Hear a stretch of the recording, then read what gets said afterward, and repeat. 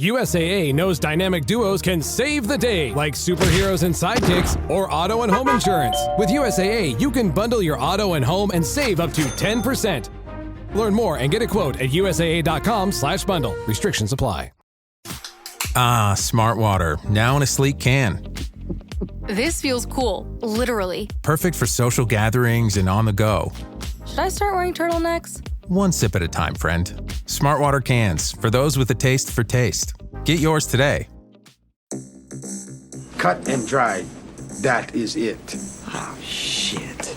Charlene Shairless. Who? Who? Were you a fucking owl?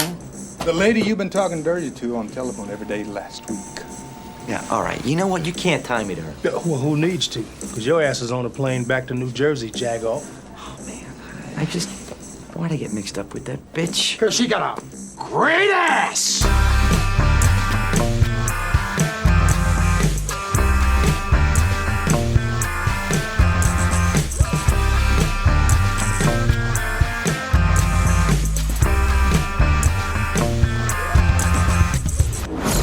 Hello, welcome to Unequal Sequel. My name is Dave, and I'm one of the two hosts of this strange podcast. And my name's Rich, and I'm the other host of this strange podcast. Think of me as Doctor Strange to Dave's Wong, because I'm a mystical being, and he rolls his eyes every time I say something stupid. Yeah, it's true. The premise of Unequal Sequel is very simple. We ask our guests their best ever sequel, worst ever sequel, and finally their dream sequel. And we'll quite often drift off and talk about other things, sometimes movies, sometimes life in general. And sometimes we do drop big fat spoilers to films you might not have seen or you don't want ruined. If that happens, click pause or click fast forward and go and put the bins out.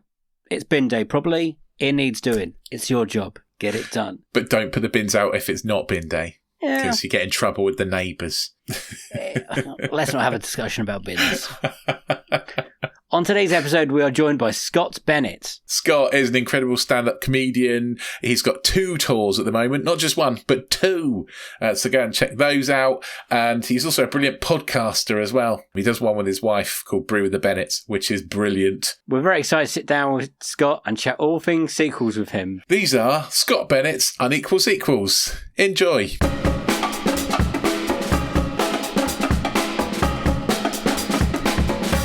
We got a teaser question to warm up the brain, basically, until the big first question. So, Scott, can you tell us what the first sequel you remember seeing and getting excited about was?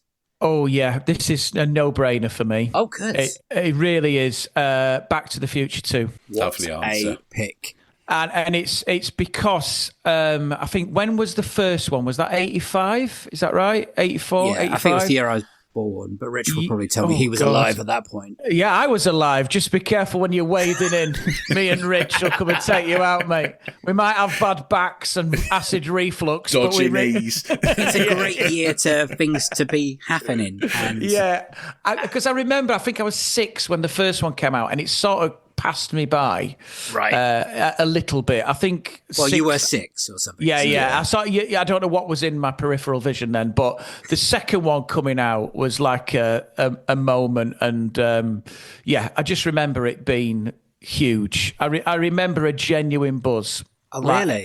And the first time ever, like my parents going, we're going to see this. And that never really happens when you're a kid, where your mum and dad go, we're going as well. Yeah. That's sort of like so that tended to be the one. And it's a sequel.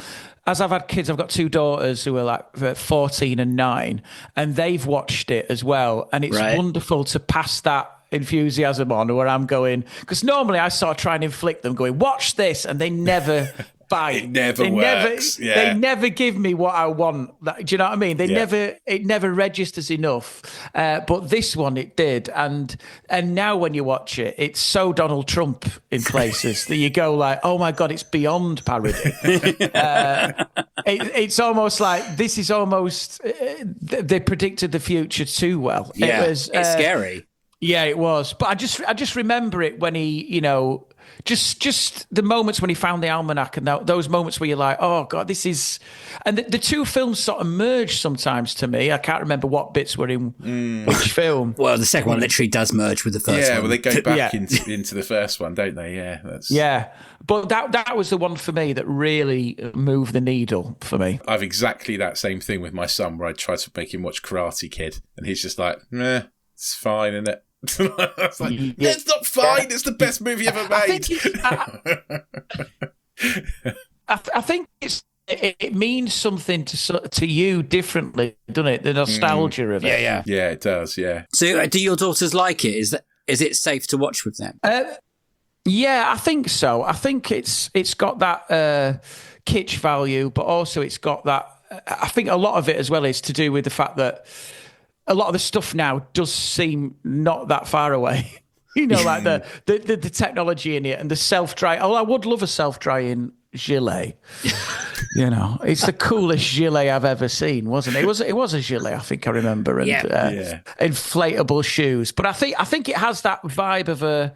I think it's a very good film to watch with kids because you do feel like you're on safe ground with it. I think as well. But yeah, it definitely they see. Particularly my eldest can see the Donald Trump connection really clearly now. Okay. She was like, this megalomaniac who's really well, and you go, that didn't turn out well, did it really? But yeah, that was the one for me. And I still watch it now every now and then. Christmas is the time to get that one out. Oh, is it? Okay. Yeah. And what about the third one? What you good feelings about that one as well? I don't know. The third one, I'm not sure. I feel like it gets a bit cloudy. I think his accent, did he do an Irish accent in that, was it? He does, yeah, for a little bit. Attempted. Yeah. Yes. Because he plays an Irish ancestor or something. Yeah, not well. So he hasn't put it on all the time, luckily. Yeah. Yeah, and it's sort of the Irish, you feel like he's watched the advert for Frosty's Lucky Charms. Yeah. And that's where he's sort of taken the inspiration from, and you're like, oh my God, that literally is the worst. It's probably, he couldn't do it now, he'd be horrifically cancelled. I don't know. We've watched a few films over the last few weeks with horrible Irish accents. Yeah, we have, yeah. One of them coming out this year called, I don't know if you're a Star Trek fan, but Star Trek Section 31. There is a man put in an Irish accent in that film that is diabolical, and it should get him banned from Ireland, to be honest, if he ever tried to enter. Section 31, where we pissed off the Irish. I just love the... It's horrific. It's not even funny. It's just rude. It's just bad. It's really bad. I sort of feel for actors, though, don't you? When they get the script through and they go, their agent goes, you've got to do it. It's Star Trek. And then they go, right, okay, I'll do it. What do we have to do? Oh, small thing. You've got to be Irish. What? The actor is South African who did it. Yeah. Oh, I mean, that's brutal. That is a brutal sidestep. There was absolutely no plot point for it being Irish either. Genuinely no reason for that character to be Irish. It keeps happening. There was Rebel Moon. Charlie Hunnam turned up to be Irish in that recently as well for no reason. They just want to put Irishmen in space, it seems, but not played by Irishmen. Yeah, it seems like a bit of a cultural appropriation. I wonder if they've sort of... Are they not... are they selling to the Irish market, and they think we've got to have some sort of connection? It's a cool accent, I guess, but done wrong, it's quite painful. I can't think about it. Was it Brad Pitt did one in Devil's Own? Yeah, he did one Devil's Own, and he made it better in Snatch, but he made it better in Snatch by it being completely intelligible. Yeah, give that man an Oscar for that film. I still love the way they pushed him back on that board when he got knocked out. That's an iconic moment for me when they pushed that piece of wood back. He was on it like he was a bit of old plaster, just thrown back in. I just feel I've done bit parts in sitcoms occasionally, and they've never asked for an accent, which is always a relief, because I feel like you have to do so much research to get it right. I really do. I think you'd have to be like these people who do method acting. You can sort of see why they do it, so it's so accurate and so live amongst those people for a bit, because I think otherwise you just do. I always feel like if someone asked me to do Geordie for any sustained period of time, I'd be in such trouble.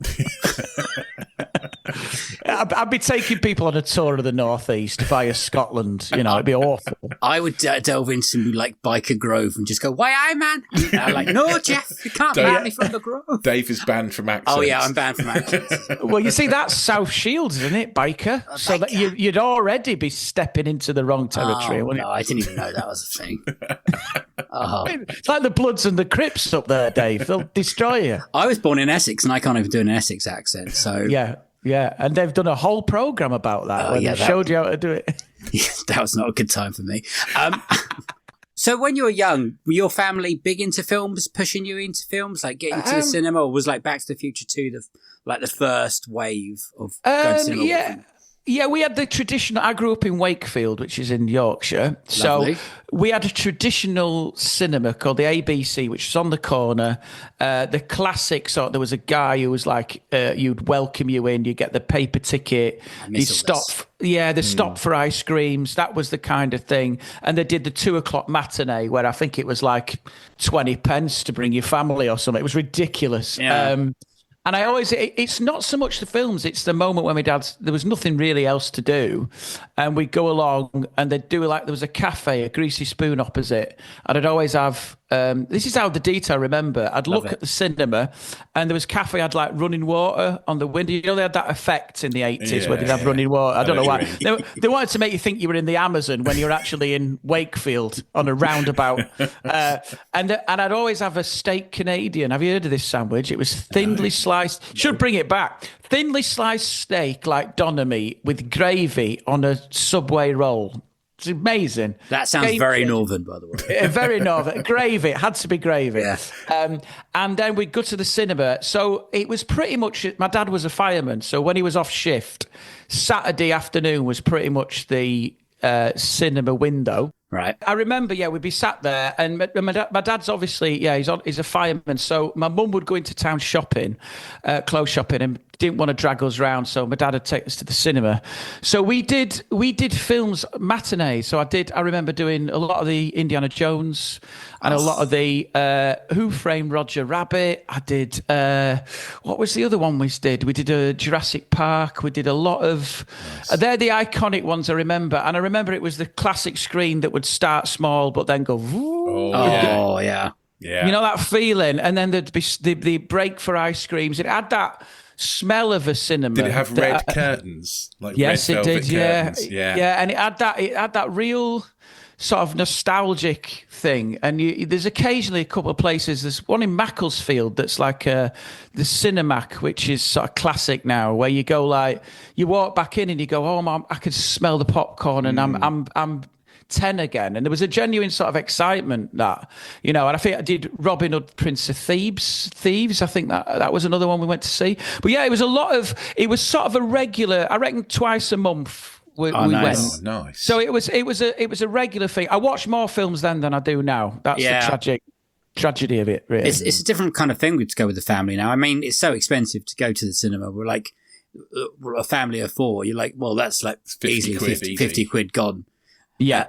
And especially when most of the films are rubbish. Yeah, and I I think it was Scorsese. I saw an interview with him where he said he hates the Marvel movies. You must have seen. Have you picked up on this? Yeah, he's a big detractor of Marvel. Yeah, and I think the endless CGI at one point, because like when you're a kid, I do think the element of wonder went out of it as the films got more. I remember when we saw Who Framed Roger Rabbit, and I couldn't get my head around that it was a cartoon. It's amazing. Yeah. Who Framed Roger Rabbit? Like, it's mind blowing. Like, the timing of them acting with nothing. Yeah. No green. I just love the idea. Who was it? Bob Hoskins. Yeah, it was. Yeah. Right, Bob, you're going to be seduced by a female rabbit. Fuck! I need a better agent. This is bollocks. Just come from doing a BT advert, and now he's been seduced by a rabbit that he can't see. Who backed this shit? But he did such a good job, and that was magic back then. That was like, I remember that being mind blowing. Yeah. And now, like when I take my children, they see. I don't know, like a tsunami pass through the world, and they just go, huh? Yeah. And you go, right, yeah. That just happens in like the advert. Yeah, and I like the films where there was some you felt like they had to, like you watch Superman, the making of the first Superman, and they were painting backgrounds. Yeah. They were paint, and you go, that's what you want a film to be, effort.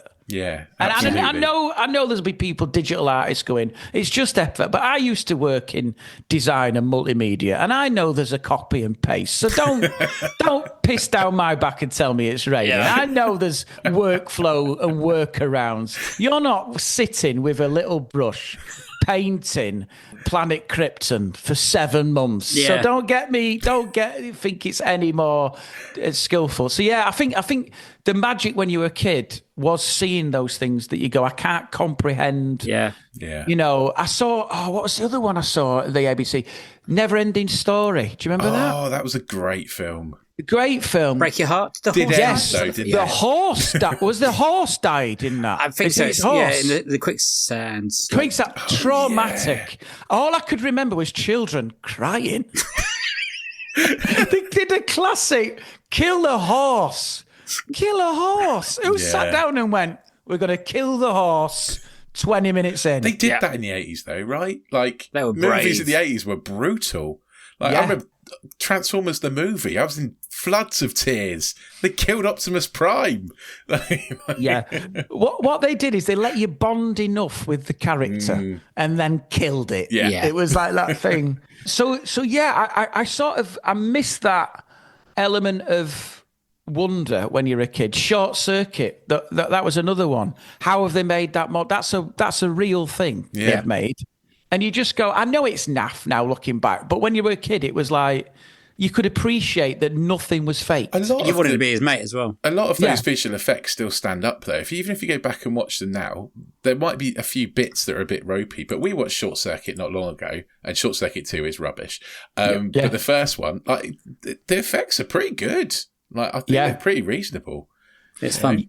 Yeah, and you got the feeling that it felt like there was more effort. And I might be totally wrong in saying that, but it felt like there was more effort involved to bring it to the screen. And when you were a kid, I remember the Roger Rabbit was the one we got the bus back, and there was more people who'd been to see it, and everyone was talking about it and saying how funny it was and how wow.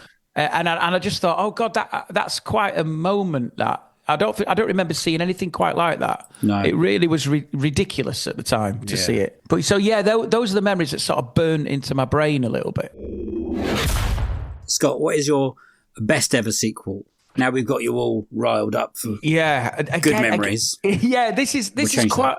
That. There's a lot, but we watched it recently. We bought it on YouTube, Gemma and I, because we hadn't seen it for so long, and it was Batman Returns. It's a lovely choice. I like this. and the reason was, I think we talked about it the other night, because obviously Val Kilmer passed away, and so we were chatting and going, I remember that Batman, and it was when it was starting to get a bit wobbly. That for me, when Val Kilmer was on, and I thought there's moments in that was Tommy Lee Jones, was it? Yeah, Jim Carrey. Yeah, Jim Carrey. And that they carried it a little bit, I felt, and I was like, Val was okay, it was right. And then when they did Clooney and whacked nipples on, I thought, I'm out, I'm done.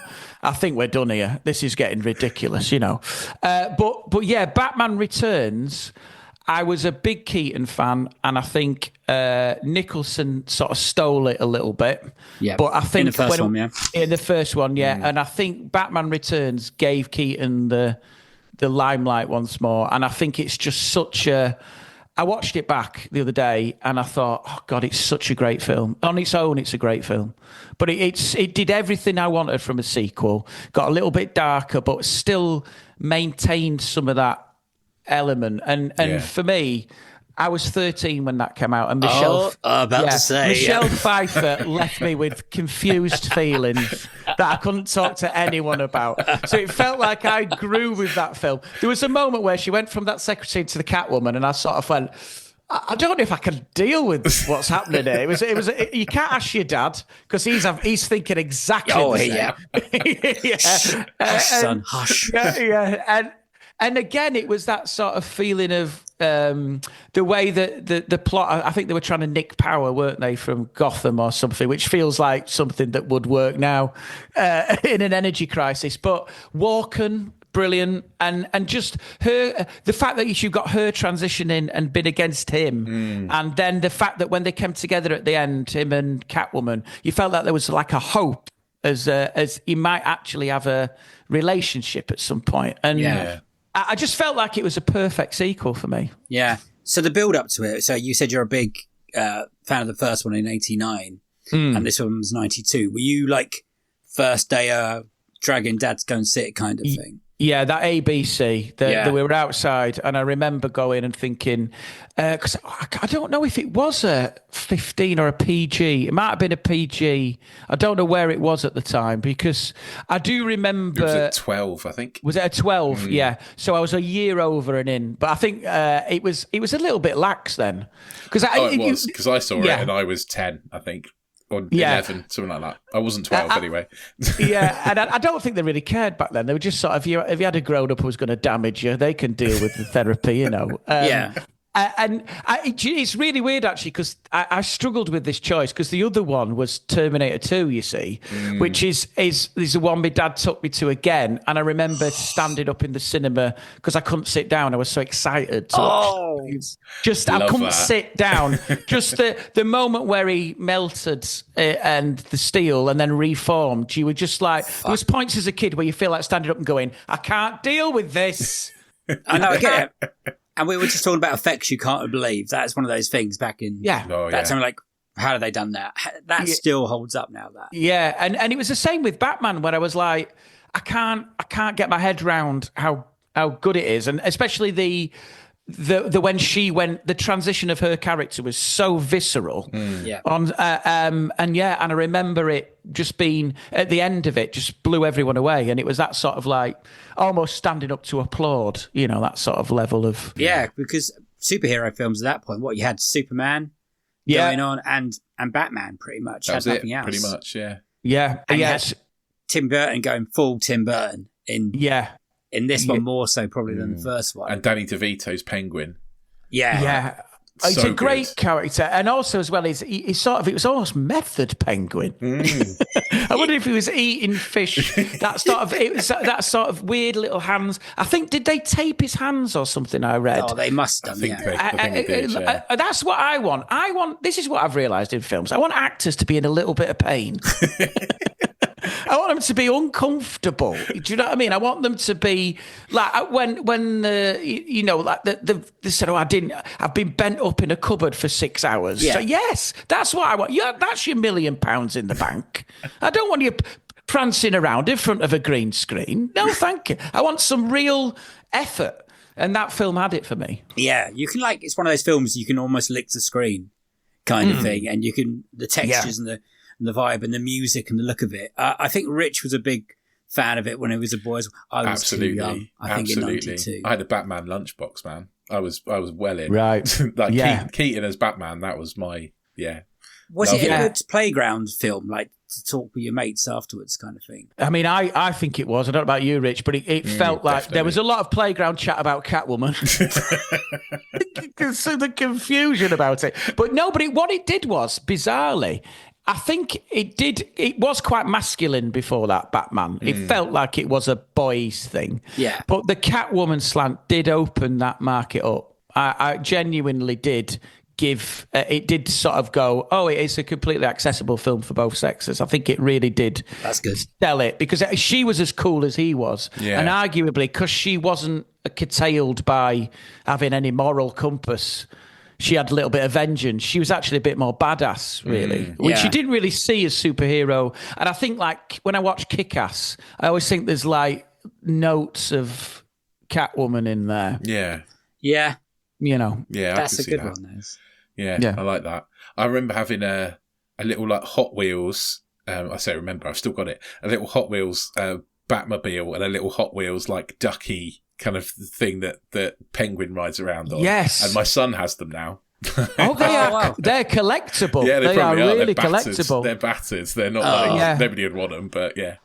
But it does share an equal mantle, this, with T2. It really does. I mean, I struggled to pick the two, but I just felt like no one really mentions Batman Returns. You know, we all know T2 was. Oh yeah, a lot of people pick absolutely, that. And a lot of people pick it. But for me, Batman Returns, it stands alone as well, and it stands alone as a great. And I think Keaton had that darkness of Batman without. I think there's a tendency now since post Joker for superhero films to be so pitch black. Ugh. Like you couldn't, like, even when my kid gets to sort of 14, 15, I can't imagine sitting down and going, go and watch this Joker, it's brilliant, it's a real insight into mental illness, it's fantastic.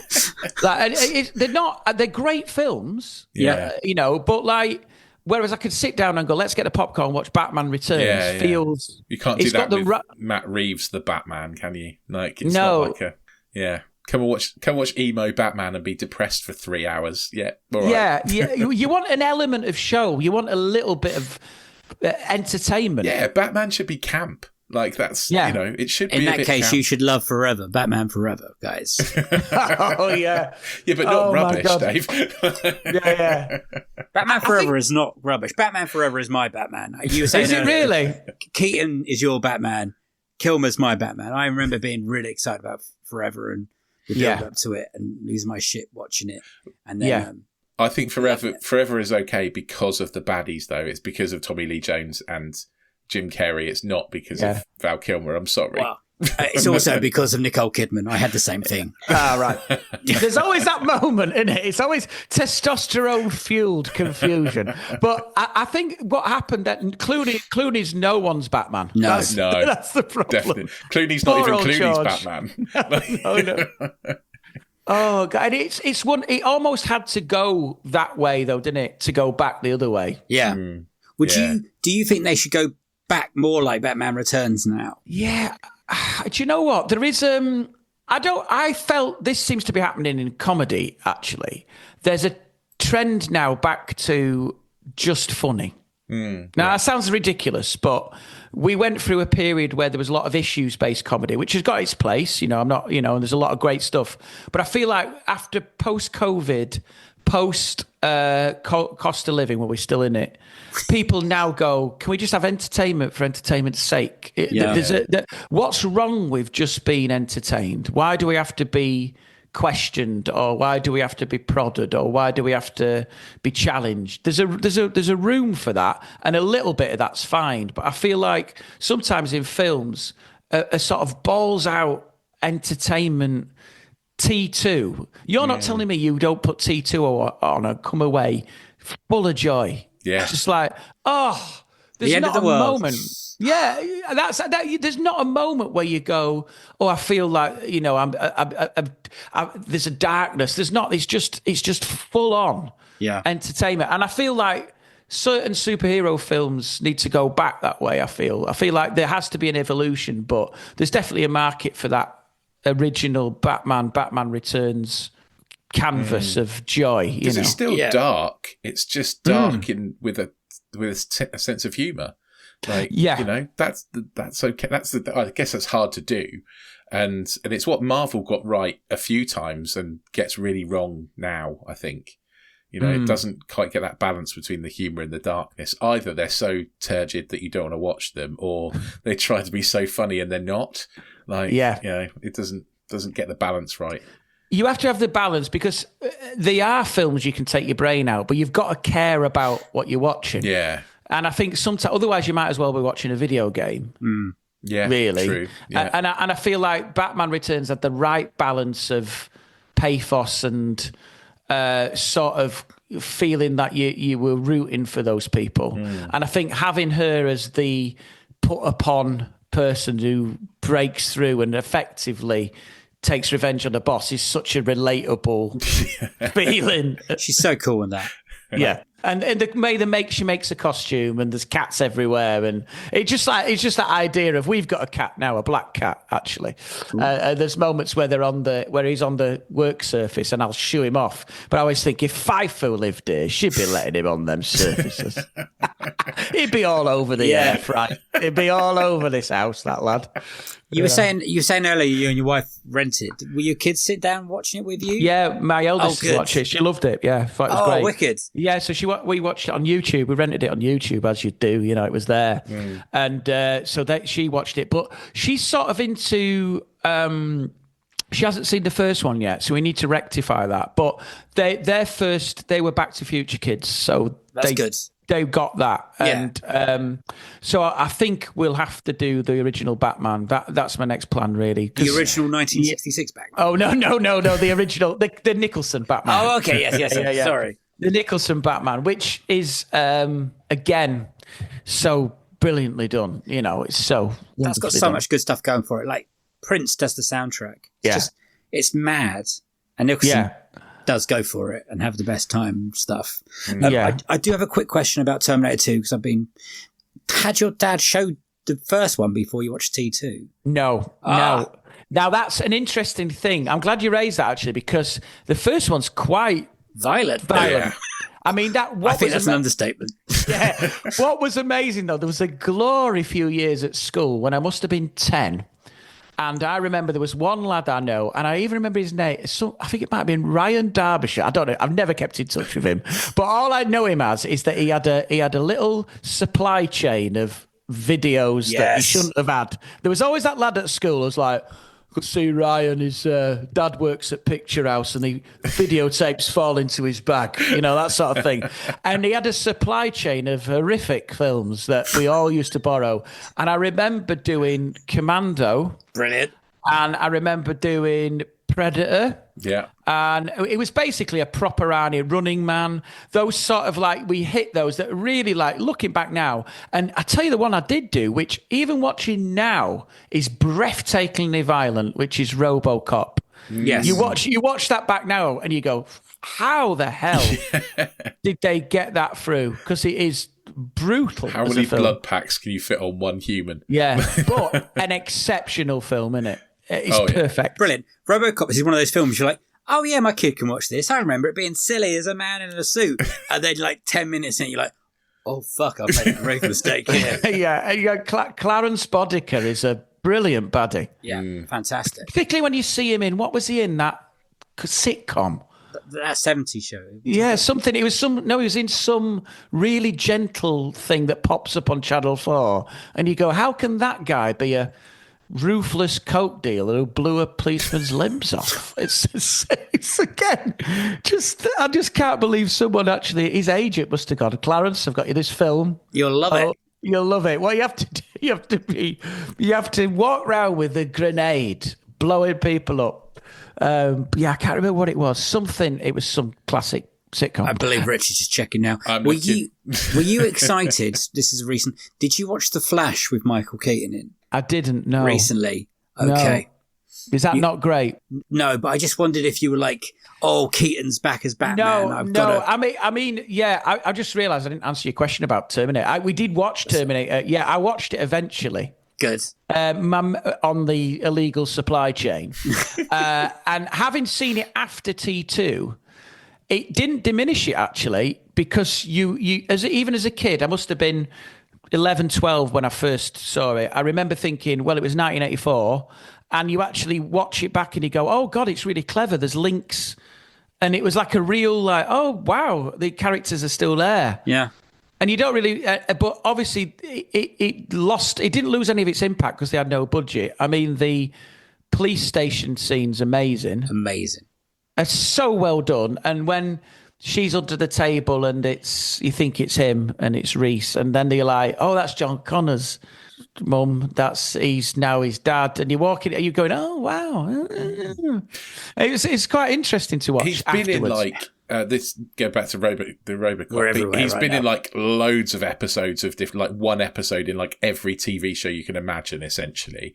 But that 70s show, he was in 200 episodes. Yeah, that's the one. So I think that might be the one. But he's just in loads of stuff. Just RoboCop in the middle. Yeah. I just love that. Hey, do you know what? Yeah, the wrong thing you should do as an actor is wrong foot people, though. And he did do that. Mm. And I wonder if his agent deliberately went, look, you're getting typecast as the quirky guy. Yeah. Why don't you be an absolute arsehole? Because the only other thing I can remember recently watching is Rambo 2, I think. He's at the beginning. Is he? Yeah, he's one of the people that goes to the hospital, the prison, to get Rambo out of prison to say, Wow. So and so, you've got. We only watched it just recently, so that's why we know. Yeah, it's an interesting one. Around that time, I mean, we always talk about violence now, don't we? And what kids should be watching. But that 80s run of Stallone and Schwarzenegger had such a body count. It says something when Terminator 2 is classified as like a family-friendly film in the early 90s and stuff. And like, there's a scene we can't show you Terminator 1. Here's the nuclear war one. Yeah. His children getting fried on swings, like in a nuclear explosion. Enjoy, kids. So just quickly back to Returns. Is there a favourite scene in there that you like? Like the pinnacle? I think it's the one where he gives the speech, does Walken in front of everyone in the town, and then you've got all the goons on bikes, and they've got that balloons things, and it's sort of he's taking out people. I think it's that's a really like. The colour palette's fantastic. It's like a really good, and it's that sort of classic thing of the backstabbing of the community. Do you know what I mean? That feels like that. That's a wonderful thing. So I think that's probably there's a lot to. I think when she's making a costume.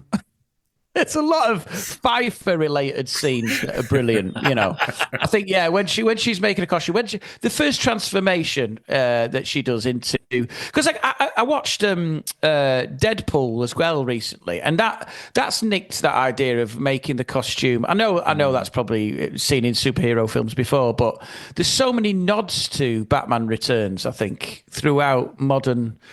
Films like that. And you think, oh, God, I remember that bit where she was... So I think they're the iconic scenes. The reveal of her character, I think, is one of the moments that stuck with me for many reasons. Nice. Whatever the occasion, effortless elegance is right this way. Because Hilton brings you new ways to stay courtesy of the Nomad London. And it doesn't stop at award-winning dining in a space draped in velvet and illuminated by vintage chandeliers. No, this day goes beyond with unparalleled personalized service and attentive hospitality. Oh, and did we mention the Nomad London can be booked using your Hilton Honors points at Hilton.com? Hilton, for the stay. This episode is brought to you by Indeed.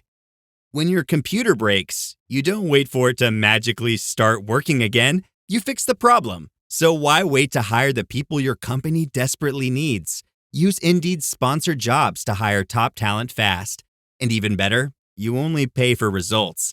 There's no need to wait. Speed up your hiring with a $75 sponsored job credit at Indeed.com/podcast.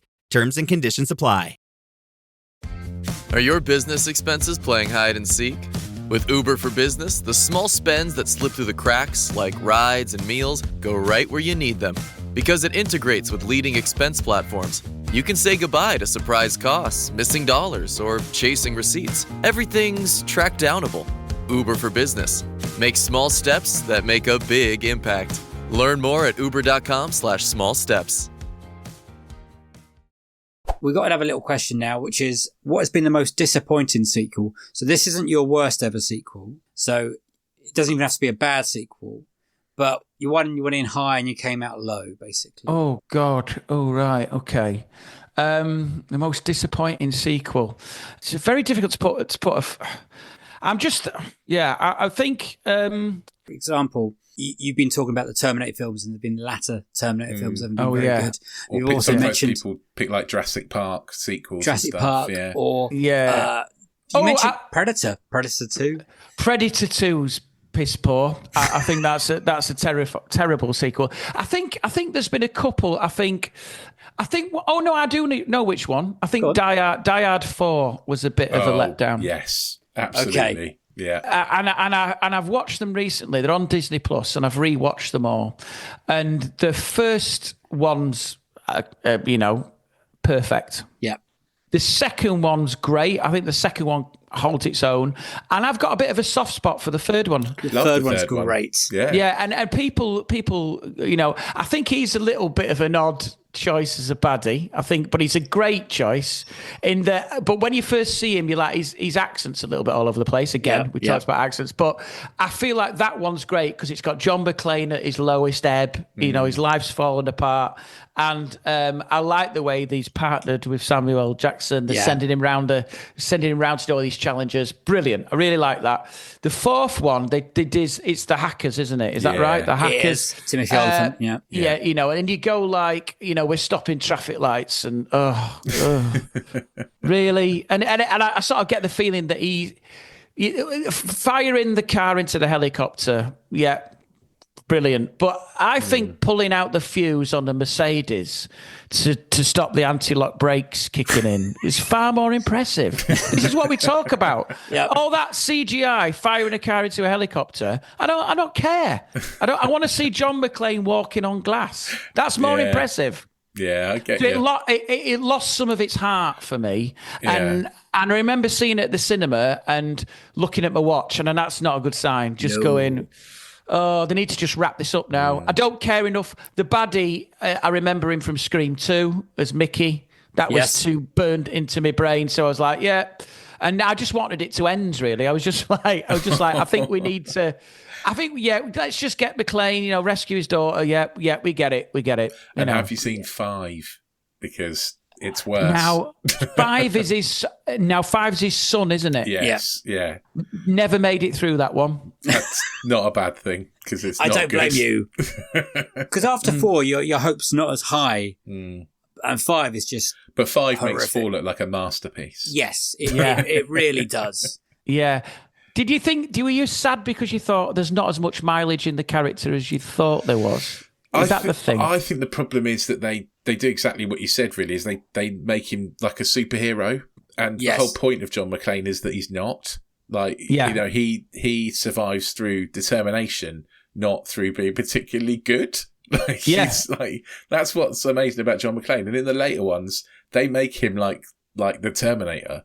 Yeah. You know, he's jumping off of helicopters and all sorts. And I suppose it suffered from the Taken syndrome. The Taken films, first one, great. Second one, and by the third one, you're thinking, this family needs to live under witness protection. I can't. I mean, it's a classic joke everyone points out, but there's certain points in the third one I was just thinking, I don't care anymore. No. I really don't care. I don't care what grudges you're building up, but it's ridiculous. I'm a little bit surprised people haven't really brought up the Taken series. Have they not broken up the Taken? No, I thought really? that would have been nailed on. Taken 2 was a disappointment. No, that one, no. I don't hate Die Hard 4. There's a lot of that stuff I quite like. I like the bit in the elevator. I think that's a great fight. Oh, yes, that is... Oh, I'm getting mixed up with... No, the Didn't he elevator... do 2 in... Did he shoot people in 3 in an elevator? Yes, that's also a good scene, but he rams a car through an elevator with Maggie Q, and they have like a fight through a hanging car, and that's all brilliant. But then, like Rich says, it's when he gets mad at the end when he's riding on top of like an airplane, basically, and he's surviving all that, and you're like, okay, we're time to end this film and end John McClane, and they still came 5, and I was so excited for that 4 one as well. I was really, really... Yeah. I bought into the hype a lot. Yeah, and I think, do you know what's interesting now? I love, there's nothing quite hits that like a good action film. Nothing hits. And sometimes you really crave it. Like, it's like, I equate it now to like, you can't get a good chocolate bar anymore because they've, stick with me on this analogy, but they've thinned them down and they've tinkered with the recipes that you don't get a good chocolate hit. If you want a good chocolate hit, you've got to go Duo, which is basically like a normal sized chocolate bar from the 80s, or you've got to go something like just a Yorkie, which makes you feel nauseous. You've got to go, if you want a proper chocolate hit, you have to spend more or switch to something that's acrid. And I feel like with an action film, I'm having to take bits of every action film. Do you see what I'm saying? Like, there's nothing that's satisfying. So, like, there's bits of Bourne Identity, there's bits of Taken, there's bits of, is it London Has Fallen and all those the Olympus Has Fallen series, Olympus Has Fallen. But what I should do is just put Die Hard on. That's what I should do. Yeah. It's also because studios were diluting it and making it less violent to make more family friendly and make more money. in the end of the day. So the first Die Hard, a couple of Die Hards are quite violent. They're blood. I think they're 15, 18s maybe. Yeah. And then I think with 4, they went down the PG-12 route. He doesn't even say motherfucker at the end. He gets shot. And he says yippee-ki-yay, bang. Wow. And then for DVD, they released the uncut version. So what does he do? Does he say it in the ambulance? Basically, they just they add a few fucks and shits in, but his mouth doesn't move. Basically. God. That sort of reminds me of when they'd show a film on telly and do Muddy Funkster. Yeah. So that was someone's job, wasn't it, to replace it? Say Muddy Funkster. Some bloke called Colin was brought in on a voiceover. That's Dave's job now. I haven't done that yet. There's a great extra on the Shaun of the Dead DVD, and they show. So instead of prick, they say prink and stuff like Funk, that. Yeah. That's wonderful. It is that thing of, it's so odd, isn't it, that the swearing thing is, they would replace a swear word with a gunshot. Yeah. That's so ridiculous when you actually think about it. Yeah. You can't swear, so let's shoot a man. I think sometimes, like, you know, with social media has shown that kind of thing, that much is just as dangerous as some swearing now and encouraging that kind of thing. So, I don't know what's good or bad in movies. I don't have kids to worry about, so I have to remember when I go around other people's kids not to swear. And sometimes I let a few fucks and shits out. You do, Scott. yeah. Well, my son's very good at just sitting there going, oh. Yeah. And around my nieces, I got like, oh yeah, I shouldn't have said that one. But, yeah, it's an interesting one, the swearing thing, because I remember one of my favourite Christmas films is National Lampoon's Christmas Vacation, and he did that rant. When he does we're going to have the happiest Christmas since something on Tap Dance with Danny fucking K or something. Yeah. And that pushed it to a 15. Yeah. Same with Planes, Trains, with the rant at the woman, I want a fucking car, 4 fucking wheels and a seat, which is beautifully done. But that's a 15 now. Ugh. It's so weird, isn't it? What are you like with your kids? Because I know Rich kids... fearless, it seems, with something. Yeah, so he showed Jurassic Park when he was 4, and that gave me horrible nightmares when I was young. He doesn't care about that sort of stuff. He was cheering the dinosaur on eating the lawyer. Yeah, like he was well up for it. I showed Olivia Jaws when she was 8. No, fucking hell. Which was a mistake. It was a terrifying. I'd have been better off showing her the Human Centipede, really, looking back. Because what you don't appreciate is when you show them something like Jurassic Park, it's not real. It's a dinosaur. Yeah. When you show them something like the Avengers or something like that, none of it's real. These people are not. When you show them something that could genuinely happen, you just go, all I'm doing there is frightening. And it's not the film to show a kid. It really isn't. No. It's not. I convinced my grandparents when they babysit once that Mum said it was okay to watch Jaws. And that fucked me up. For a while. Yeah, it's because the one step removed, and you don't get that. They're used to having stuff, screens and safety, and when you actually show them that, there was moments where I was like, oh, when he gets bitten in half, that is, I forget that bit. Forgot that. A man being bitten at the torso. But even the music's even scary, and the jump scare with the face comes through the porthole and stuff. Yeah, that's like one of the best jump scares in cinema history. Totally, yeah. Yeah. Right, let's go on to the worst sequel. This is a nice link. Scott, what is your worst ever sequel/sequels? Oh, it's got to be the Jaws sequels, and I don't. This must have been mentioned. We've had Jaws 2 as a best. We've had Jaws 3 as a best. We've had Jaws 3 as a best. Oh my God, those people do not deserve to be let into a cinema again. Oh my God. Do you know what it was? Do you know what it is? It's because I hold the first one in such high esteem. Yeah. The first one's perfect. I went to see The Shark is Broken recently. It's amazing, yeah. Yeah, the theatre play. And if you're a Jaws fan, it adds so much to it. But if you're not a Jaws fan, it's breathtakingly good. And there was a moment where I was gone, this has completed full circle now, because I love the film so much. And now this has just gone, right. It's basically like imagine going to Madame Tussauds and you see the waxwork of someone you admire, and then someone taps you on the shoulder and it's them. It's that sort of level of like, when I saw The Shark is Broken, I was like, everything's complete now, because they actually play the actors, and so when Brody came out, there was a gasp because it's so alike. Is it still Richard Shaw's son doing it? Yeah. So his mannerisms, he sounds like him, he laughs like him, and there's moments where you go, this is frightening. It's so accurate. And the guy who played Dreyfus was perfect. Their friction was perfect, and so for me, it's tantamount to sacrilege going, I know studios need to make money, but you can't sit down and go, maybe I'll give them the benefit of the doubt that they didn't know how seismic it was. Maybe. That's the only slight way I can let them off. George was the first blockbuster, basically, wasn't it? Yeah. Summer blockbuster. It created a whole market. Yeah. But for me, it's gone more than that. For me, it's just iconic performances, but also it's a film that it's actually the poster behind you. Yeah. That's how I got a poster there. Yeah. It's something. There's something comforting about watching it. The rhythm of it, the fact that everything hangs on, like the fact that he did that Indianapolis speech hammered, drunk on the last take. He looked at the script and said, "I reckon I can do better." And he improvised this monologue, and you go, there's so many moments where you go, nothing worked. The shark didn't work. Yeah. Nothing was working. He was sat in water with the camera bobbing. The studio was saying, we're going to pull the plug. Yeah. Every day. They're going to sack Steven Spielberg. Sack Steven Spielberg. This is going to be a flop. No one believes any of it. It's ridiculous. And then they achieve that, and it's so iconic. And then they go, we're going to do it 3 more times. And I feel like going, no. You can't. What are you doing? And the reason why it started to get ridiculous is I saw Jaws 4 in Wakefield. Yeah. I couldn't see the first one because I wasn't born.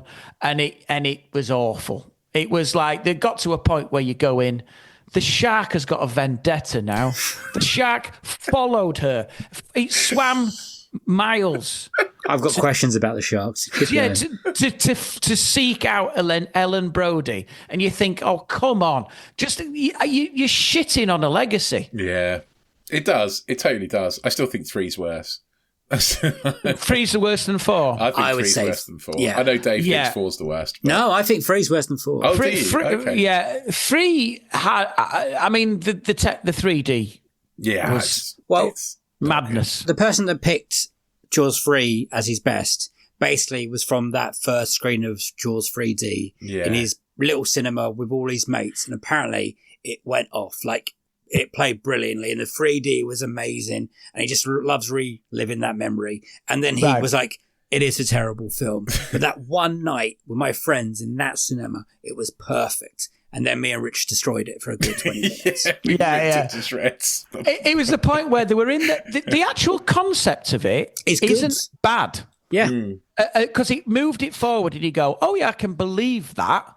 But when the shark sort of approaches the underground walkway and then stops, and like bad internet, which is ironic because that's what I've got today, but it sort of like jerks and doesn't refresh, and then breaks the glass, and you go, what I love is they go, with the glasses though, this is going to be, and then no one at the back of the room went, what about when they're watching it at home? Forget that.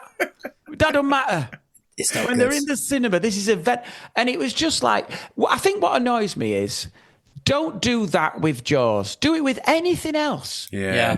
Not a film where people care about the first one. Was that the one that wasn't supposed to be a Jaws movie, and they tacked Jaws Is that onto true? it to sell it wasn't. It wasn't. It was a different studio. Basically, there's some dodgy rights going on. That makes it even worse. That's why it doesn't look or feel like a Jaws film, right? For any of it. At least there's parts of Jaws 4, Jaws: The Revenge, that looks like, I think it's got a pretty solid beginning. It is stupid. Yeah, it is his stupid. son dies. The revenge part is fucking stupid. But the actual shark attack and the build up to that, and him getting attacked while the choir is singing, is good. And Lorraine Gary is great. Is good. She is. Yeah. But she's so good, she can remember monologues that she wasn't there for. It's incredible. She has flashbacks to bit on a boat. We're like, you were at home, mate. Yeah. I do like the other little nods, though, in that film about the daughters. I watched it today on twice the speed, so I know I'm up to date on my Jaws again. The daughter is copying the dad again today in the Jaws Revenge, and I think that's nice. It is completely around that point that the shark community can't even be the family at this point because so many because they're not related because they're sharks. Yeah, I believe I'm saying this out loud. It must be the shark community have got together and then communicate like, oh yeah, she's in the Barbados now. Send word. Yeah, I mean, it's how long would it take for that shark to just go, do you know what? I'm not going to stay where there's a sustained food source here. I'm going to head into tropical waters. See you in 6 months. It's the only shark that migrated. I mean, it was an absolutely insane idea, and the fact it was the same. It can't be the same. They blew it out the water. They got no really. It's like he's wronged a relative. That shark is Liam Neeson with armbands. It's got such a grudge. Yeah, because the first one they blow up, the second one they electrify it, basically. Yeah. Not a bad ending, that. I quite liked that. I quite like Jaws 2. The Jaws 2 is good. I think it's all right. It's not Jaws. It's nowhere near as good as Jaws, but I think it's all right. Watch it through the lens of a man that's dealing with like PTSD and has a drinking problem. Yeah. And it turns into a different movie. The third, well, we've had all these Jaws films on these. The third one is terrible. The acting. Dennis Quaid was, by his own admission, high on cocaine throughout the whole of that movie. So he had a great time. Yeah. And then it came to the fourth one. Michael Caine got paid shitloads of money. That's the brilliant quote, isn't it? Where someone's like, have you seen Jaws 4? And he's like, no, but I've seen the house it built. Yeah. He did it purely for the paycheck. And there's a whole storyline missing here because it's only like an hour and 28 minutes long. So it's not even a long film. That he's a drug smuggler. Oh, and wow. They shot loads of footage of him doing that gimmick and they cut that. Keep that in, lads. That would have been a better movie. That's so much more interesting. Packing a shark's gills with heroin. Yeah. Like a shark on cocaine would be much better than with a shark with telepathic powers. Cocaine shark. Yeah. Because I think that the issue is, I'll tell you what the issue is that every shark film since has failed. I'm going to say this now. Deep Blue Sea, no.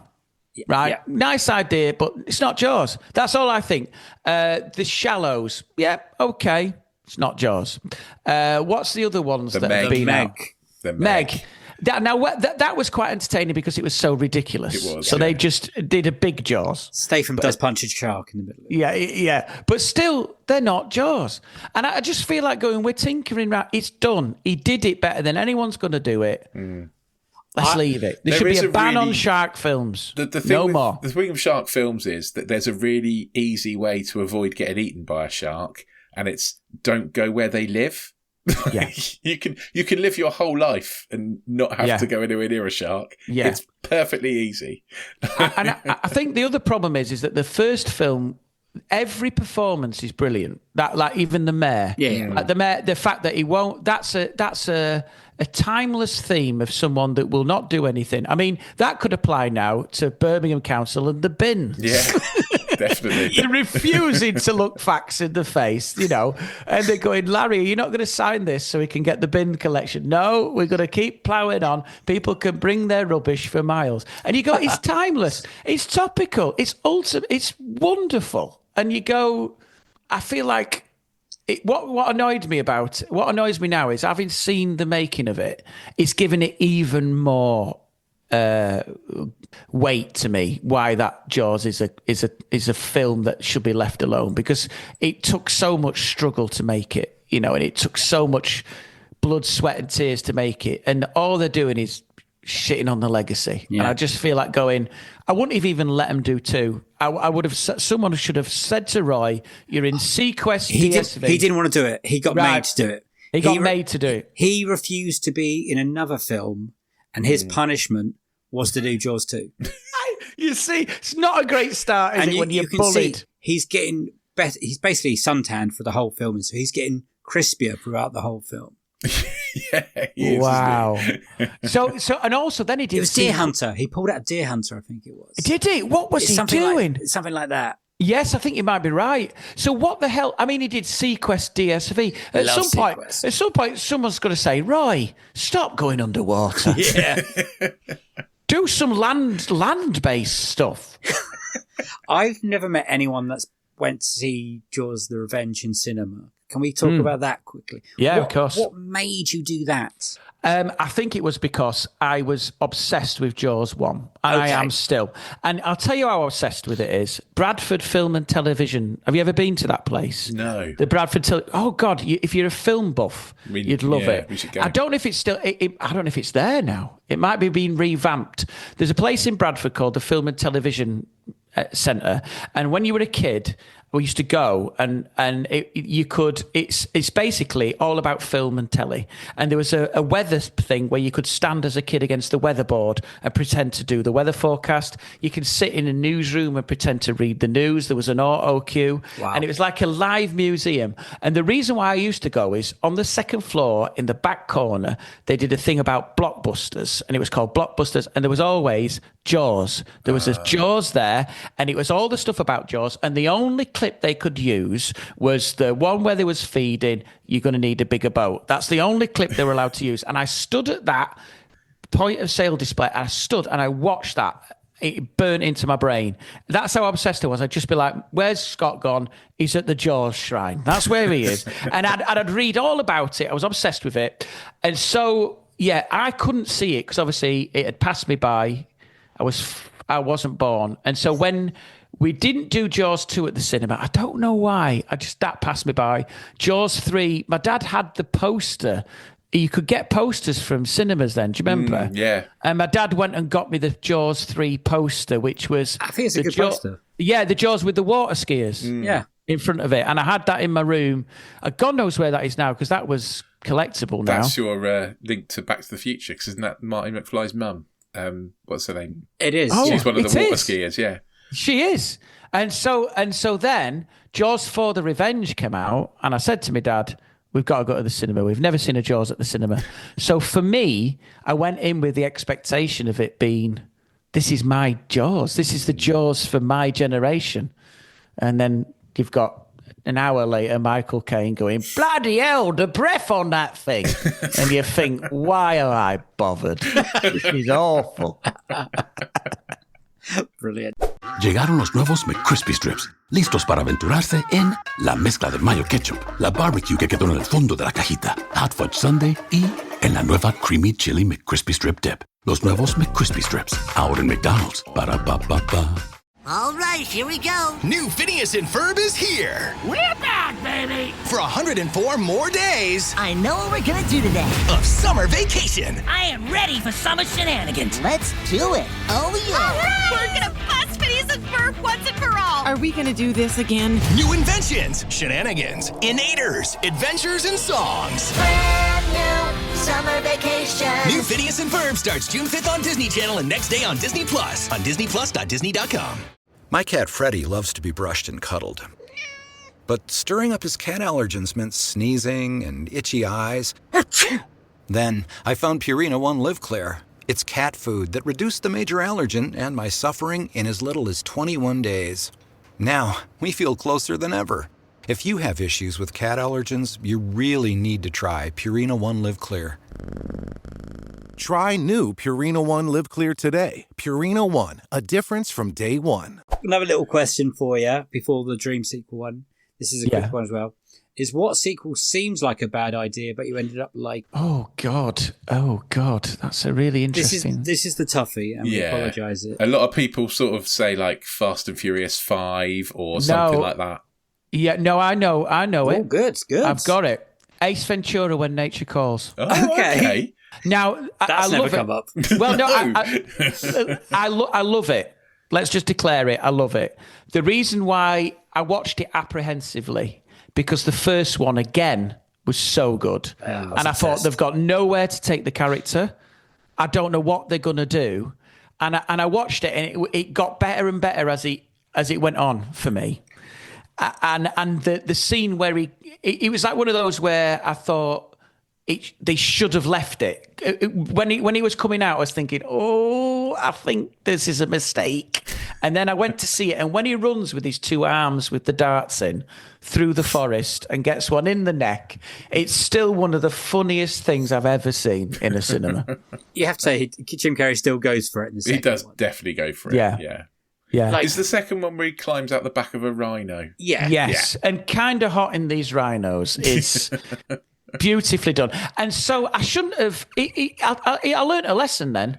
I should have had confidence in how good he was. But you've been tricked before as a kid, and that's the problem. And I forget how old I was. I wasn't a kid. I was at uni, I think. So I don't know what year that came out. I must have been 17, 18, I think. I'll find out. Possibly what year that came out. But I do remember watching and then breathing a sigh of relief when I realised it was going to be brilliant. It came out in 95. So 95. It was only the year later. Like, it was the year after the first one. Yeah, 16. And I remember the first one was... that is so good, 16-year-old comedy. Yeah, and the thing is, the first one was one of those films, and we all know those films, that was quotable, and everyone. And it was one of those films as well. I had this with Pulp Fiction. I don't know if you've ever had this before, where everyone says how good it is, and I watched it, and it never really registered. I was like, yeah.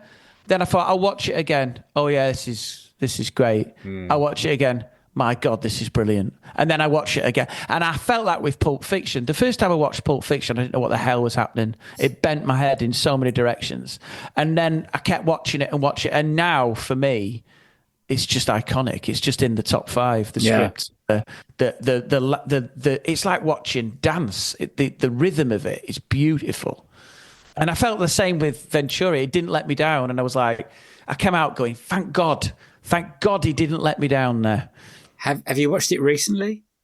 No, I'm waiting for it to come up on Netflix. The first one I watched with my youngest, who was 9. Oh, yeah. And she loved it. Yeah, it's a good age to watch that, isn't it? So I want the second one to come on there, but it's not on there yet. I think the second one will come up with a saying beforehand, just preparing people for culturally being inappropriate maybe now. Yeah, it blunders through so many problems, that one, doesn't it? But I remember I was obsessed with, I think I was obsessed with Jim Carrey when I was young. Our primary school leaving party, I dressed up as Jim Carrey. The mask? From Ace Ventura. Wow. The Hawaiian shirt on, I had tried to do my hair. No, I can see that. There is remnants of that quiff in there. Yeah, and do not go in there, that kind of thing. That I would do that all night and stuff like that. And didn't go to see the cinema the second one, but I remember having a big memory of renting it and thinking it is hilarious. I mean, when he gets all the arrows in him and his legs, he's like, Yeah. Good podcast and that, but it's genius at that point. But then by the end, I think it's one of those films you should just leave in your brain to be brilliant. Don't watch again. Yeah. Yes, and maybe I should, and maybe I felt Saying that, if it came up again on Netflix, I will watch it again, Yeah, so. It was a happy, and I think Simon Callow was brilliant. Yes. It was just such a beautiful job as a baddie, and I just felt like it restored my faith in sequels in a way. Yeah, and it's not the one that everyone, we always talk about The Godfather and Aliens and all that lot.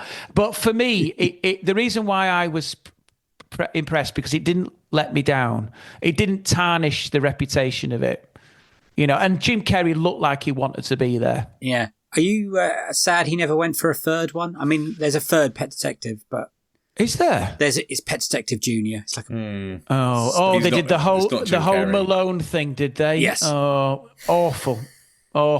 Yeah, that's leave well alone. I'm glad he didn't. I mean, he's moved on to amazing things. We talked about him this week, actually, my wife and I, because he's done, isn't he? He's finished and retired. Sonic the Hedgehog movie. He keeps coming back to Sonic films. I love that when he sort of did that speech about I'm enough because I have enough and I just need my art and do you want to do Sonic? It's 25 million. Okay, we'll do Sonic for the art. He seems to like doing them. He keeps saying, if he likes. I love that. Well, I love that. It is, because I don't know if you've ever seen Dumb and Dumber 2. That's not No. brilliant. Oh, God. What were they? Because the Farrelly brothers was peak uni for me. Yeah. Right? So that was a weird time. So I tell you what, the films that were at university for me, it wasn't the golden era for films, but there was a very distinct vein of comedy films, which was American Pie, Farrelly brothers. And it was that sort of shock humour. Something About Mary I saw at the cinema, which I thought was great. Dumb and Dumber, and then what was the other ones they had? What was the other ones? God, there seemed to be a little run of those films with questionable taste, and that tended Road Trip. Yeah, there tended to be a few. They didn't do Old School, did they? With Ferrell. That might have been a few years later. Yeah. That might be like 2000. That's actually a great film. That. Oh, it's brilliant. I love that film. So funny. He doesn't. I think it's okay. Like Old School, I think it's okay. I'm not a big Will Ferrell fan generally, but I think he's actually all right in that. But a friend of mine posted the other day, being like, like it's like 20 years since this movie, and I am now Frank the Tank.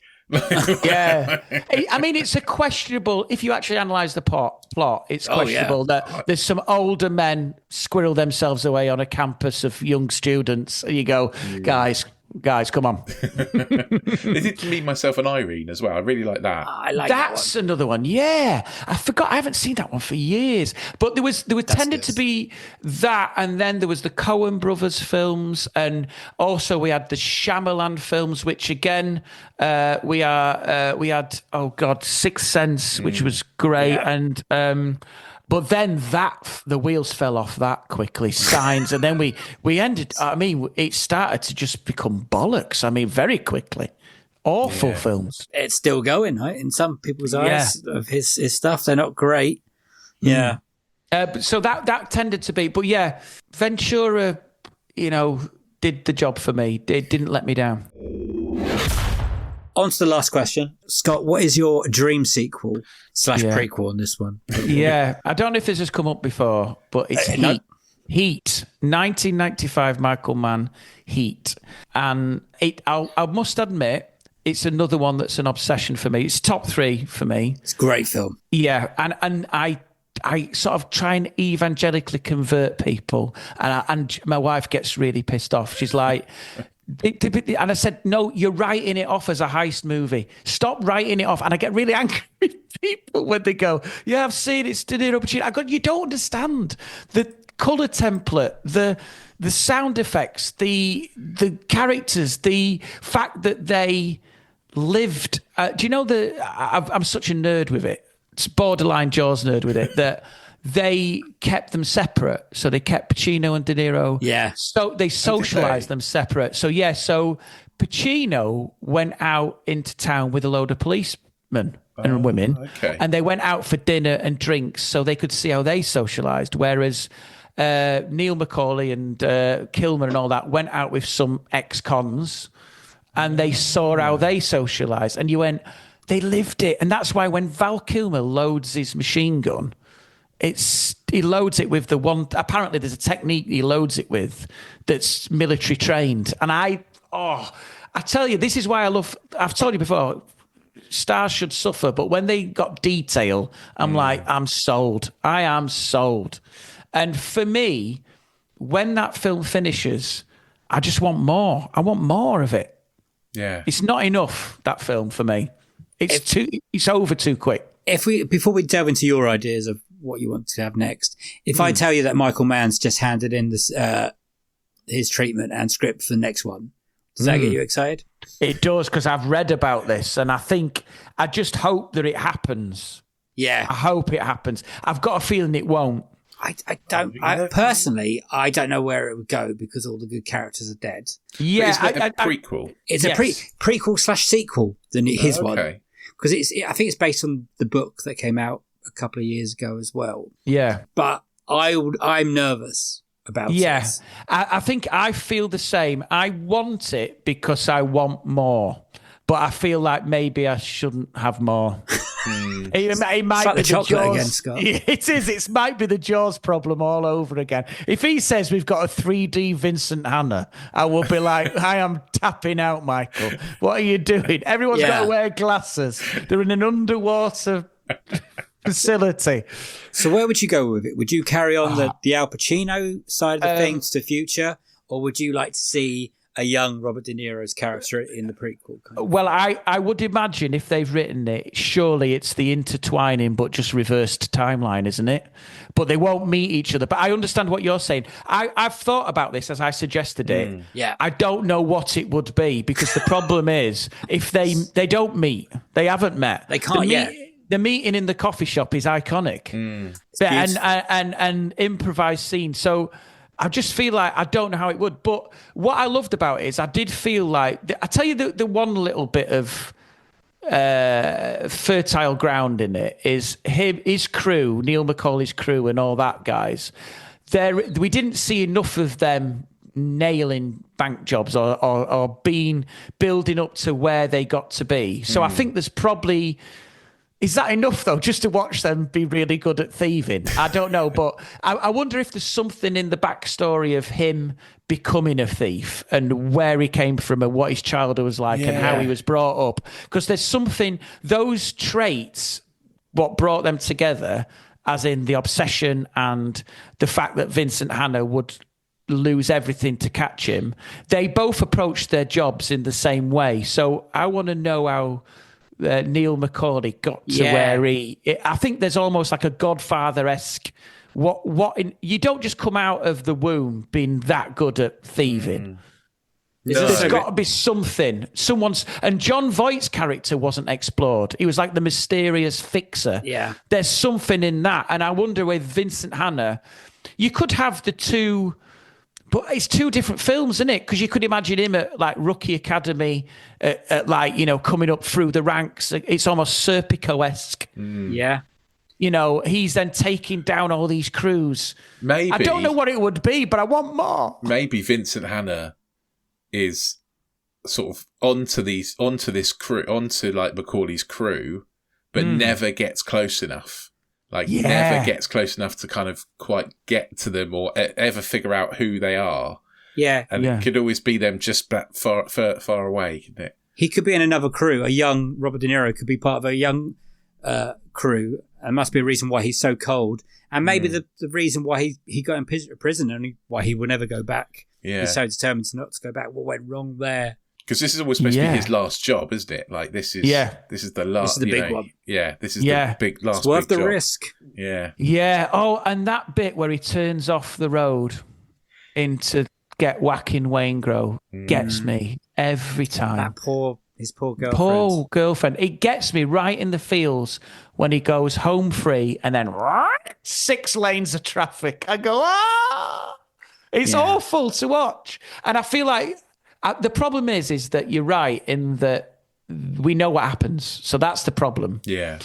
So I think it has to be some unknown, which is, I don't know, maybe there was another Waingro back then that ratted him out and maybe there. But I don't know. There's something. Val Kilmer's the only one that survived. Yes. So he's the only character that survived. So his story isn't interesting enough to carry another film. No. So it has to be the backstory. But what's more interesting is it Vincent. How do you weave Vincent Hanna and Neil McCauley together as a prequel? How? Okay. Hear me out. He didn't actually die at the end. He was just injured. You never see him. Well, yes. I don't know. An ambulance turns up and saves him. Yeah, John Voight's there with a first aid kit. And then he's out of prison. One last job. Yeah. Al Pacino's still hoo-hawing and talking about great asses. Yeah. And then you go, who? Neil McCauley? I had coffee with him 7 years ago. Oh, yeah. When would you like that sequel to be? Oh, it can't be a sequel. Prequel. We've already talked Prequel. about it. When would you want it to be released? What? As in what era? It's set in? Do you know what? I think 80s would be brilliant. A real 80s. Oh, do you mean when set in the 80s? Both good ideas. Set in the 80s, but when would you want that movie released? Would you a few years after Heat, or? Well, I wonder if they're going now. Yeah, was it 95? Yeah, so 95, I wonder. They can't make it this year. They can announce it this year, which would be how many years? 20, 30 years. Yeah. So realistically, it's going to be 35 years, isn't it? if it's going to be. I do worry. I worry about. I think I'm being selfish in that. This is the sign of a good film, though, is that I've done a deep dive. I've watched interviews with the cast, like where they're all. It's Christopher Nolan asking them questions. Have you seen this? No, I haven't seen that. Christopher Nolan's asking them questions, and they're all sat on a stage, and it's like the 10th anniversary, 2005. And I've never watched that for any other film, apart from Jaws. I'm so obsessed to know more. And Goodfellas, I've got a little bit of it as well. When I watch Scorsese, that's got the same richness. But for me, I'm like, I want to know more because it left such an impact as a film. And it's been endlessly watchable. I must have done it 50 times. Is that surprising as it's almost 3 hours long? Yes, because it never drags.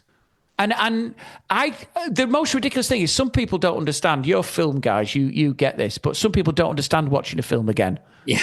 Oh, all the time. Yeah. And I'll say to people, someone go, "Why are you watching?" Gemma will say to me, "Are you watching Heat again?" And I'll go, "Yeah." She go, "What? Why?" I go, "Because surely there's layers. Yeah. There's layers." It's so patient, that film, as well. Nothing's rushed. No. Yeah. That's why it's so long, and it has all its beautiful moments. Also, it's one of those moments, once you start watching Heat, you finish Heat. And that even means if you watch it on like ITV2 at like 11 o'clock at night, well, you're like, fuck it, strap in, boys. I'm going to be here until 4 a.m. because of adverts. Yeah. Even though I've got it upstairs on DVD. Yeah, it's ridiculous. And it's one of those where I like Jaws. I'm in. I'm all in. Poker hand, I'm in. And it's like that. I get to the point now where I even like Neil McCauley's apartment. I like his apartment. Yes. I like the way, this is so ridiculous, but I like the way he's got no furniture. I like the way when he pours him Val Kilmer coffee, it's just coffee out of a drip. There's no milk. It's just, and you can hear the noise of the coffee on the granite work surface. Even when I pour coffee in the morning, I think, this is how Neil McCauley would pour his coffee. I'm literally such a nerd that I've studied that film. I don't know what happened. It's got into my psyche. When you first watched it, did you know what it was such a big deal for having De Niro and Pacino doing that scene together, or did it pass you by the first time you saw it? Because I don't know what age you watched it. Oh, God. I think I was at uni. So I must have, 20 odd. And do you know what? At the time, I do remember them being a big, like, my God, they got De Niro and Pacino on the screen. That was a moment where everyone went, oh, my God, that's ridiculous at the time. But I don't think the film has charmed me. It didn't get me. The first time I watched it, it was the shootout scene that blew you away, which is everyone. It's the best one ever. It's the best ever. Sorry to sound boring, everyone, but it's the best one ever. Yeah, it is. There's nothing better. It's beautifully done. And but as time's gone on, I'm like the characters, the moment where it's the little subtleties, and I get this with Jaws and anything good. I get it with Partridge, where I like the things people don't notice. So when Neil McCauley's in the coffee shop and he meets that girl, and he's really abrupt to her initially because he's got the book on medals because they're going to do that heist of the metal place, aren't they? And the rare coins, they're going to nick all that stuff. And she said, "Oh, what are you reading?" And he said, "It's a book on medals." And she goes, "What are you? What do you do? Are you a salesman?" He's like, "What? Why are you so interested in what I do and where I go?" And you just go, "Oh, he bit back," and then he thaws out. And you go, that's such a wonderful scene, that, because you go like, there was humanity underneath. And you just go, even the scenes where they're not trying aren't wasted dialogue. Everything's got its place. And everyone's so good. That cast is unbelievable. Like Tom Sizemore turned into a maniac like crazy, but in that film, he's so good in that film. You put Tom Sizemore in your film, you get Tom Sizemore. You got Danny Trejo being brilliant. You got John Voight before he turned all political. You got Natalie Portman. You got Al Pacino. You got Robert De Niro. Who have I missed? Oh, Bubba from Forrest Gump. I can't remember his name. And you've also got Ashley Judd, who's his wife. Brilliant. Now, Val Kilmer is so good in this film. The bit when she does the hand signal to let him know that the police are here. That is, I don't know, it's heartbreaking, but you're like, I shouldn't be cheering the bad people on. Yeah, and you're conflicted. Someone said to me as well is that what Kilmer does is, and I think this is really hard. I'm not an actor in any way, but I admire that you think these probably got 10 minutes on screen, but to own those 10 minutes is so hard. And the bit where they're in the bank job and he gets the guy on the floor and he cuffs him, and then he gets his keys, and then he puts his balaclava on late. Yeah. And I remember watching that going, what was good about that is he's such a risk taker. He doesn't give a shit if he's seen. He literally put it, the venom and the anger he channeled in that role was brilliant. And when she says, what life is this? And then he says, put your credit card and keys on the bank book on the table, and then just smashes that plant as he walks out, or the picture off the wall. Yeah. And you go, oh God, it's such a brilliant character, just so broken, nothing, spending all his money on the Super Bowl. And I just think everything was perfect for me, that film. It's not after we talk about a dream sequel when the actual sequel's coming. So are you going to be first in line when it happens? Yeah. Oh God. Yeah. I very rarely get to the cinema, but I'm gonna do something that I did once in Manchester. Is I'm gonna go on my own in the middle of the day. Okay. When people are at work, I don't want evening people. I want and I don't know if you guys have done this. I do it all the time. Do you do it? Yeah. Isn't it fantastic? It's amazing. It's the best thing ever. I did it once. I was in Cardiff working, and there was nothing to do. And I went to the cinema, and it was a Thursday, and it was like 2:00, and I saw Deadpool. I'd not seen Deadpool, and the guy said to me, "Oh, it's great," and there's no one in, and it was empty, smack in the middle of the cinema. It was bliss. Everything that's annoying about the cinema's removed. Yeah, it's other people is what's annoying about the cinema. Totally. And just the fact that I could enjoy it. And so I'm going to have to enjoy it on my own. Yeah. In a cinema on my own. Because you can't take the kids. They'll be too young. So they won't get it either. With a steak Canadian. Brilliant. From my past. But yeah, I'm going to be there. And if it lets me down like Jaws, I think... I'll struggle. I don't know. I hope it won't. Michael Mann's pretty good director. He's made some wonderful films. And it's not a knee-jerk, is it? This has been a long time. No. People have been asking for it for years as well. I tell you what I hope it's like. I hope it's as good as Maverick was for Top Gun. Yes. Now that is the that one would be good. to beat. That is the yardstick, isn't it? Yeah. My only thing that worries me a little bit is that I think Michael Mann's recent movies haven't been that strong. What is his recent? What are you looking at? So Ferrari's his most recent one, and I watched that at the cinema. Yeah, I didn't like that. It's got one very, very good bit, and the rest of it is really quite boring. And that's the horrific crash. That's the horrific crash. Yeah, that's the really good bit. And then he did Black Hat, didn't he? I hated that 10 years ago. That was really bad. He did Public Enemies with Johnny Depp, and that wasn't very good. Oh, God. And he did Miami Vice as well, and that wasn't very good. He's lost his touch. So Michael, Get to the next one. Get to the next one. Next one's Collateral. So Collateral is very good. Very good, yeah. Michael's that was 21 years ago, Collateral. Oh, my God. I feel so old. Michael's not the man at the moment, ironically. 21 years, yeah. It's an interesting one, isn't it? But maybe... Because there's... Do you know what? I feel sometimes as well is that it needs to have because True Lies is another one that's got a real place in my heart, and I always feel like that.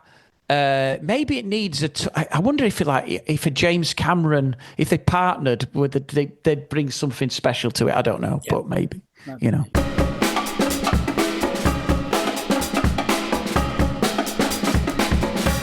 Those were Scott Bennett's Unequal Sequels.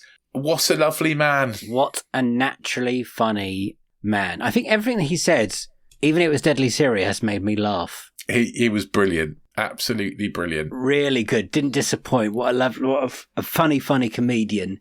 And also, good picks. Good, interesting picks. Very interesting picks. So, okay. Best sequel, Batman Returns. Fully with him on that. Mm-hmm. Yes, please. Thank you very much. Worst sequel, hilarious. Really good. Really good. All the Jaws sequels. And sort of all the Shark sequels almost. Well, but yeah, all the Jaws sequels, definitely. I mean, I've got a little soft spot for Jaws 2, I'm not going to lie. Me too. But I'm fully with Scott on the others. Yeah. It's 3 and 4. They're really, really bad. Yeah, since we've had Sarah Budry on and talked about Jaws 2, I also don't think Jaws 2 is bad. No. I mean, it's not as good as Jaws, don't get me wrong. Yeah. But yeah, very few things are. But 3 and 4 are fucking awful. So Yeah, they both are bad. And personally, I think 3 is worse than 4, but I don't think many other people think that. I agree with you. Oh, okay. Yeah, all right. I think there's parts of 4, like the beginning is good. The bit when the sun dies is good. It's just really stupid. Yeah, the telepathic shark community who whatever's going on there, mad, absolutely mad. But it looks better than the third one, I would say, in places. The shark doesn't. Actually, the shark looks terrible in both of these films. So anyway, we play loose and fast with our rules of this podcast. So we accepted that because Heidi Regan, she picked all shark sequels in previous series. True. Yeah. So we let anything go. Long as we let it happen. It's fine. It was funny. That's what matters. Funny, and, interesting, all good. Yeah, definitely. And then Dream sequel, Heat. Yes. I mean, that's a great shout, isn't it? Who doesn't want a sequel to Heat? Again, fast and loose with the rules because it turned in more into a prequel sequel. Prequel, yeah. Yeah. And we are meant to be getting that Heat sequel, prequel in the next year or two if it happens. It still might not happen. You never know. Michael Mann, I don't know what he's got planned. I'm nervous and interested and excited for that all at the same time if it happens, because Heat is brilliant. It is, yes. It's very good. But I don't know what that sequel would look like, or prequel. And I know there is a book, and I haven't read the book. I keep trying to to read the book, and I haven't read the book yet, so there is something there.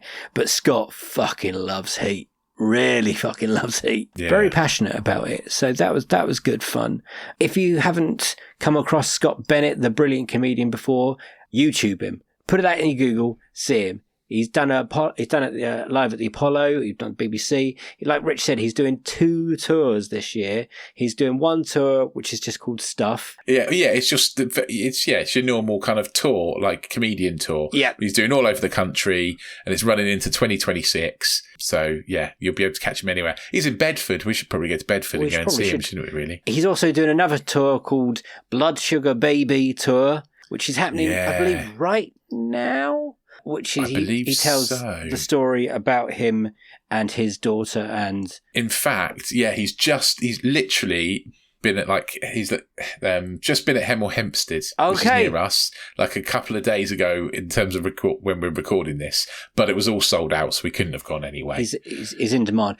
If you know anything about that story about him and his daughter, if you might have listened to people that listen to the Parents in Hell podcast, it's based on that. It's really funny, but it's quite traumatic at the same time for a parent to go through, but I'd recommend that. Also, check out his podcast he does with his wife Gemma called Brew with the Bennetts. It's a very funny podcast. They're 2 very funny people just talking absolute rubbish and funny life things, and it's really good. Each episode's really funny. They're funny people. You might argue Gemma's funnier than Scott, and Scott's the comedian, but he'll agree with me. But Scott was amazing. Honestly, he was so funny on this podcast. Really, what a dream to have him on. And so thank you very much, Scott, for coming on and telling us your picks. Yes, absolutely. It was really good, right? That was a really good podcast. It was a really good shout. And if you want to hear other really good podcasts, all you have to do is hit the subscribe button right now. It doesn't cost you anything. It's not going to do, there's nothing that it's going to do. Just will drop into your pod player of choice every single week. Every time there's a new episode, you won't have to think about it. We'll just pop up. Whatever app you use, we'll pop up and we'll be there. You can hit the auto download button as well, and we'll automatically download into your pod player. If you really love us, get yourself onto anotherslice.com/unequal sequel, where you can join us for extra sequel stuff. So we have Disenfranchised, which is a little podcast we do all about movies that should have had a franchise but didn't. There's Box Set Mentality, where we talk about a box set of movies we're watching at the moment. And also, you'll get extra Scott on this episode because there's a sequel to all of our interview episodes. So join us over there on those, and you'll get an extra kind of few minutes worth of all of our guests, and some of them are excellent. So yeah, join us over there. Also, if you wouldn't mind, getting yourself onto the social medias and spreading the word of Unequal Sequel.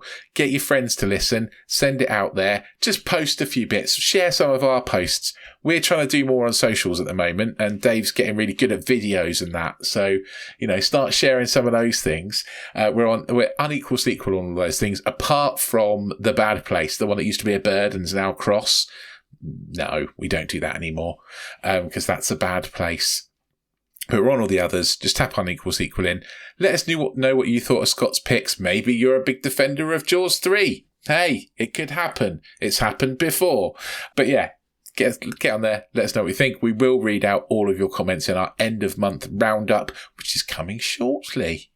Not long from the end of month roundup. Yeah, by the time this has come out, it might have been too late, to be honest. Oh, we might have already had the end of month roundup, sorry. Well, we were recorded it. Send it for the next month. Yeah, the next one. The next month, yes. Yeah, and we will read out all your comments because we love you. We appreciate everything that anyone ever sends to us. Yes. Talking of things that we would appreciate you sending to us as well, don't forget to give us a rating on whatever app you use for your podcasts. Just go on there, give us a 5-star rating, tap us out a little review. We will probably post it on social media and tell people how much we love you for reviewing us, or we'll talk about it on the podcast because we just love all those little reviews and comments. They're amazing. You're amazing.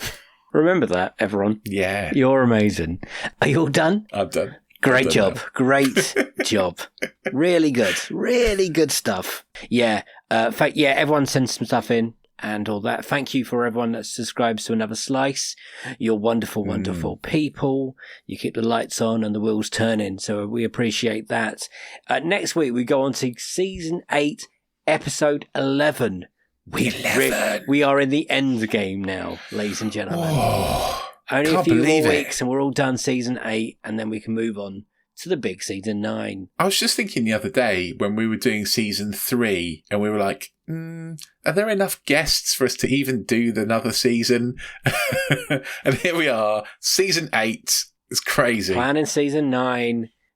Planning the 100th episode, interview episode. Oh, who are we going to get to present? Oh, we have some ideas. Be wild. It's going to be wild. Should we get Richard Osman? Yes, we should. Let's get Claudia Winkleman like they did an Off Menu, or Rylan or someone. They'll all be good picks.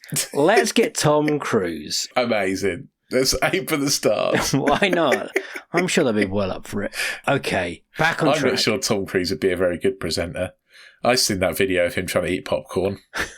He's weird.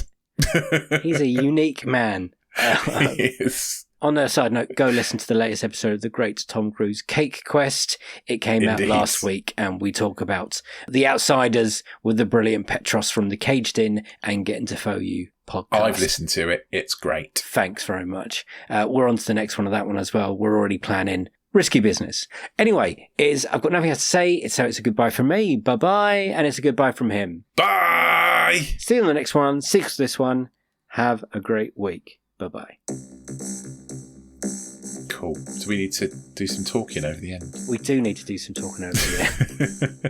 It'd be weird if we didn't do some talking over the end. You look shattered, by the way. I can't think of anything to talk about. My head hurts. I've got a headache.